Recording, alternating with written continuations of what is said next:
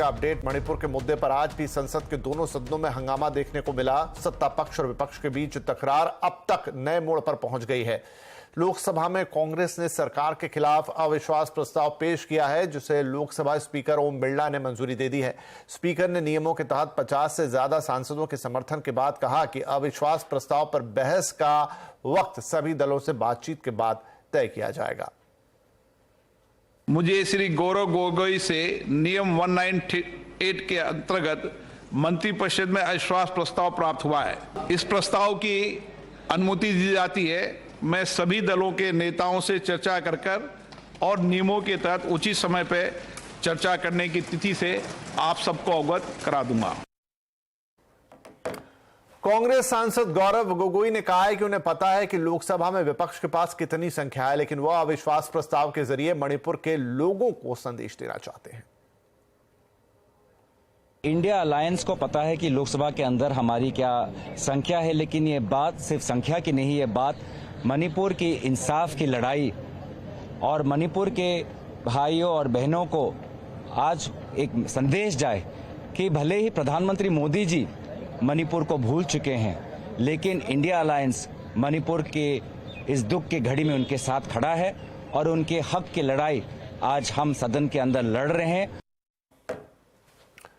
लोकसभा में अविश्वास प्रस्ताव लाए जाने को लेकर केंद्रीय संसदीय कार्य मंत्री प्रहलाद जोशी ने विपक्ष पर हमला बोला है। प्रहलाद जोशी ने कहा कि विपक्ष चाहे जो कर ले, देश की जनता को पीएम मोदी पर भरोसा है।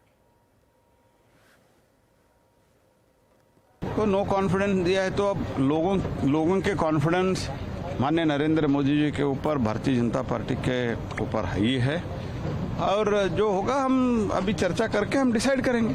लास्ट टर्म में भी किया था और लोग उनको जो कुछ भी सबक सिखाने था वो सिखा दिया है और आगे भी सिखा दे।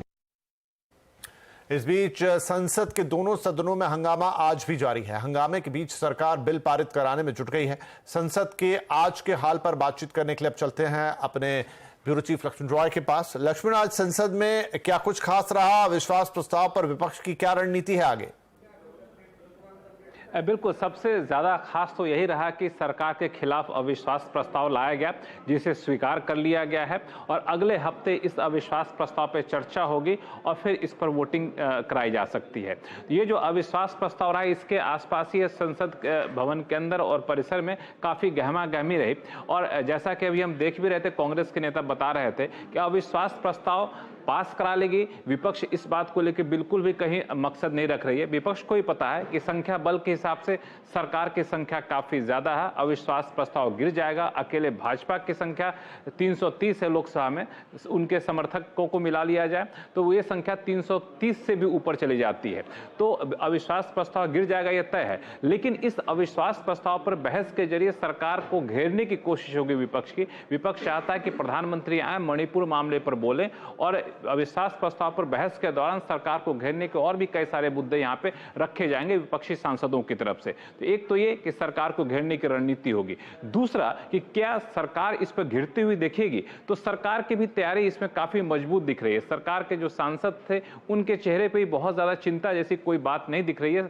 अविश्वास प्रस्ताव को लेकर के, बल्कि कई लोग तो इसको एक मौके के तौर पर देख रहे हैं कि इसके जरिए सरकार ये बताएगी कि आखिर मणिपुर तो छोड़िए, बाकी राज्यों में क्या हो रहा है, चाहे पश्चिम बंगाल हो चाहे राजस्थान हो, वहां पे महिलाओं के खिलाफ जो अत्याचार हो रहा है वो बातें काफी जोर शोर से रखने की कोशिश सरकार करेगी अविश्वास प्रस्ताव पे चर्चा के दौरान। इस चर्चा के दौरान बीच में गृह मंत्री अमित शाह भी बोल सकते हैं, इसकी संभावना काफी ज्यादा है, जिसमें मणिपुर के मौजूदा हालात, उससे पहले हालात और असली वजह क्या है इसकी बात रखेंगे। और जब बात मणिपुर की आएगी तो उसके जरिए सरकार पूरे पूर्वोत्तर राज्यों के हालात पे बातचीत करेगी। जो लुक नॉर्थ ईस्ट पॉलिसी सरकार की रही उसकी उपलब्धियों को सरकार गिनाएगी और सरकार ये भी बताएगी, जो बार बार उपलब्धि बताती भी रही है कि जब से वो आई है तब से नॉर्थ ईस्ट में काफी ज्यादा शांति बहाल हुई, तो इसको उपलब्धि के तौर पर सरकार रखेगी। और नॉर्थ ईस्ट के पहले के जो इतिहास है, अहिंसक इतिहास जो है, उसको भी सरकार पूरे देगी और उसके जरिए विपक्ष को बैकफुट पर लाने की कोशिश करेगी।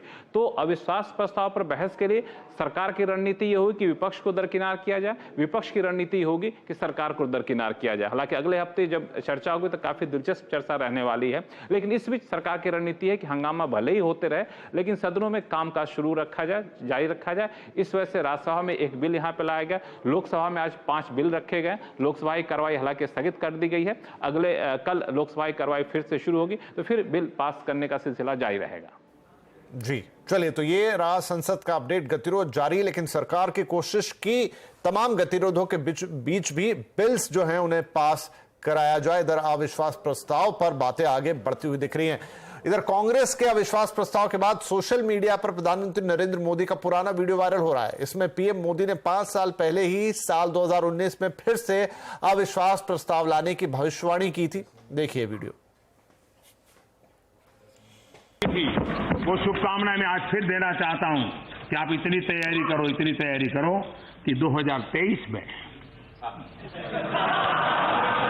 फिर से आपको अविश्वास प्रस्ताव लाने का मौका मिले। और